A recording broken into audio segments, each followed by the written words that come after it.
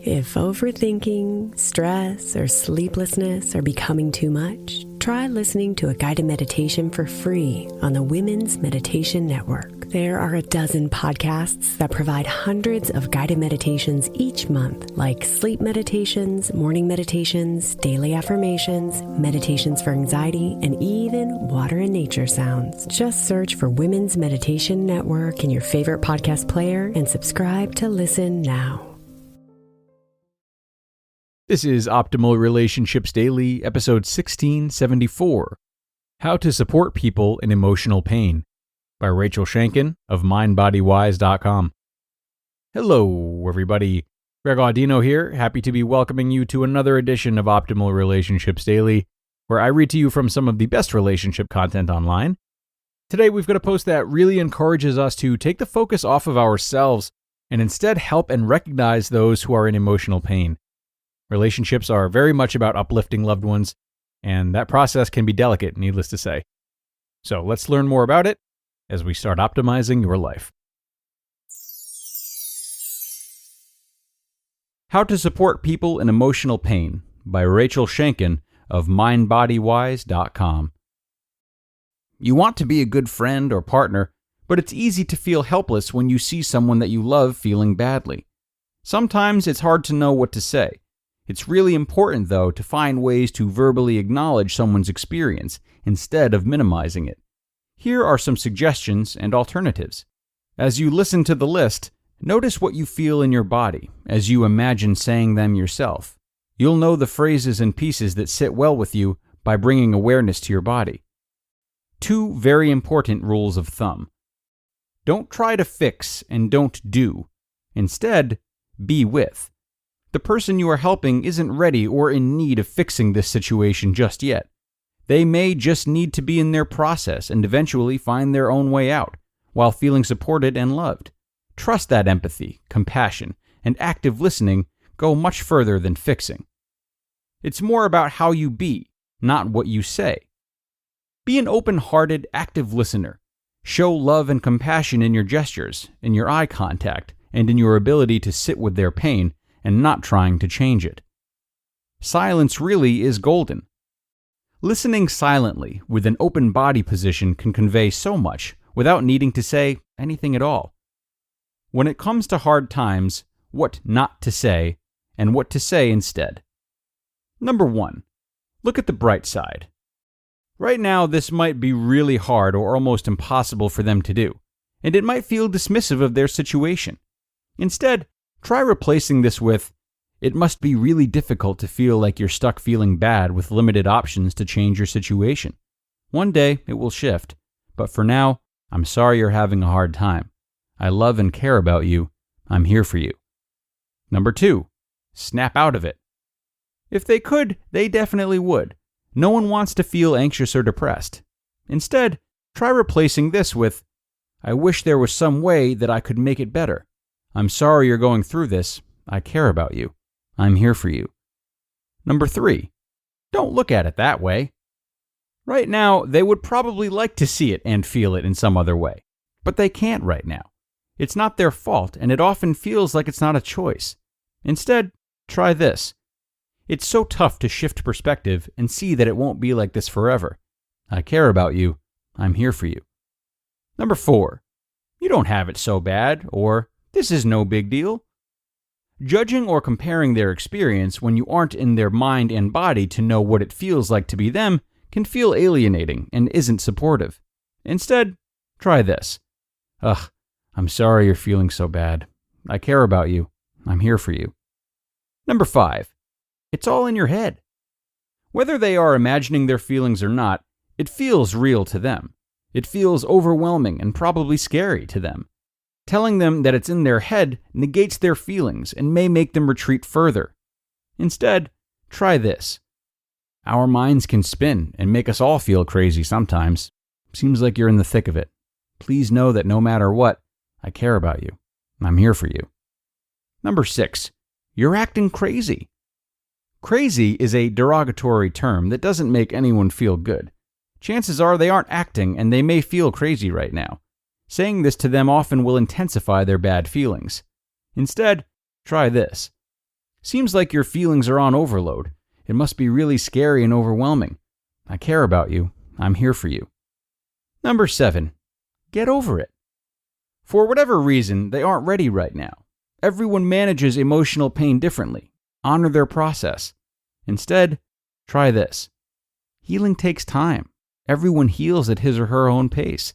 I hope you feel better soon. In the meantime, know that I care about you. I'm here for you. Number 8.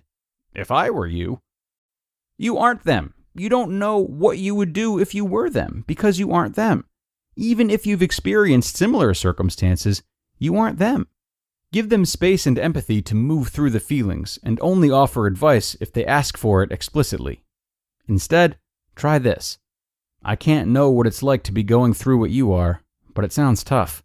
I care about you. I'm here for you. Give it time and you'll feel differently. Or, this too shall pass. Although this is true, it can be hard to take this in when someone is deeply into their feelings. Instead, try this. Things in life can shift quickly, and hopefully they do for you.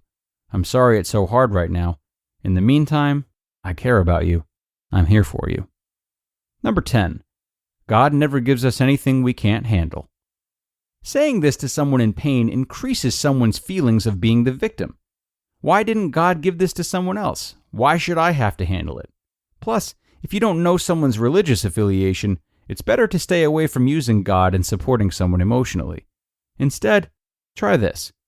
It's not fair, and it totally stinks that you are in pain. I wish you didn't have to endure this. I care about you. I'm here for you. Number 11. Don't think about it. It would be great if they could stop thinking about what's bothering them or stop feeling sad. But saying this can make them feel like a failure if they can't stop thinking about it.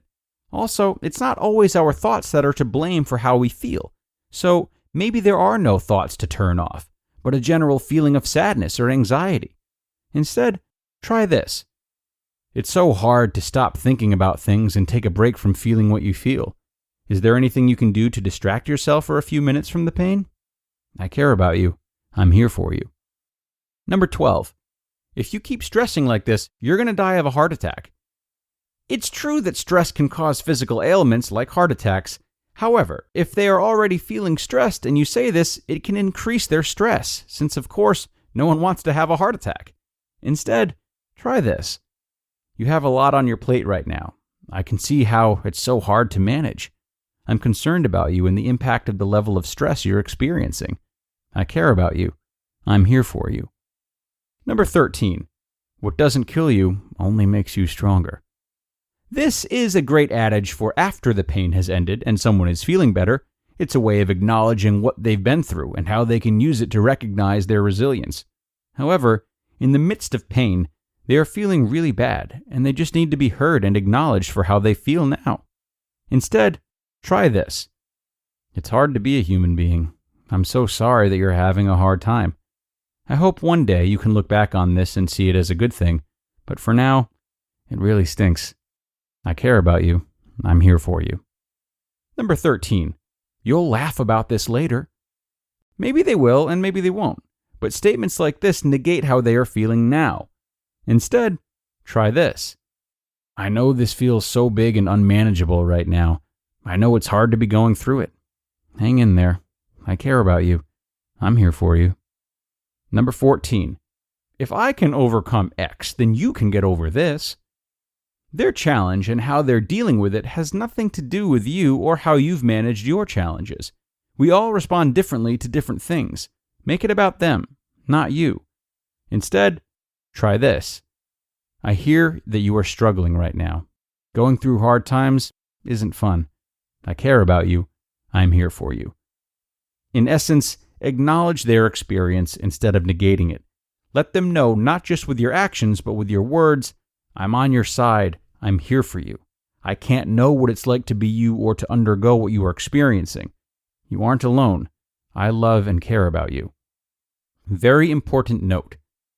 If the person is a danger to themselves or plans to cause harm to another person or people, it's vital to continue to show empathy, but also to take a firm stance in getting them to the hospital immediately. If they refuse to go, know that the absolute most loving, caring, and empathic thing you can do is to call 911. If you aren't sure, always err on the side of caution and make the call.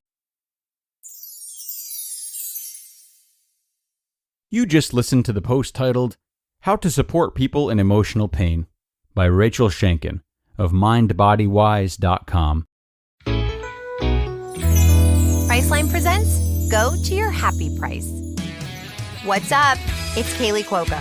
When it comes to travel, we all have a happy place. You can see yourself already there. It's beautiful. It might be sunny and sandy for some, neon and urban for others, deserts or rainforests or hiking trails.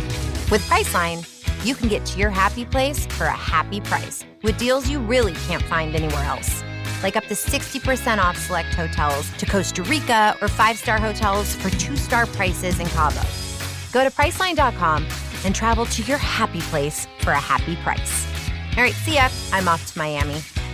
No, actually, wow, look at that. No, I'm going to Hawaii now. Ooh, Cancun looks nice. You know what? Belize looks pretty nice this time of year. Or, Palm Springs. Go to your happy place for a happy price. Go to your happy price, Priceline. Okay, and a big thank you to Rachel for this one. I really love this article, and I think it's so important because not only is it a great guide for helping people through their struggles, but it does not shame those who are already trying their best to do this, yet maybe making some mistakes along the way. It's a very natural feeling to want to solve problems for those who are hurting or use uplifting rhetoric to encourage them. And this innate desire to care is a good one, and it's laced with good intentions. But having these good intentions, yet not executing as well as possible, is nothing to feel bad about. It's simply a matter of learning how to deliver more effectively for the loved ones that we're trying to assist. So, the fact that Rachel was able to educate and inform in a way that paid respect to the good intentions people already have sat very well with me. I know a lot of people out there are not necessarily sold on just good intentions. See Jurassic Park? But if we don't support people for their intentions, then they're unlikely to hone their skills when it comes to improving their execution. It's something to think about. So, thank you to Rachel for both her content and her tone in this great read. On that note, we are going to wrap things up for today, folks. I appreciate you being here, and I hope you enjoyed this post as well. Good news is I won't be gone for long. I'll be back here tomorrow with part 1 of a longer post from buddingoptimist.com. So be sure to come on back for that one, where your optimal life awaits.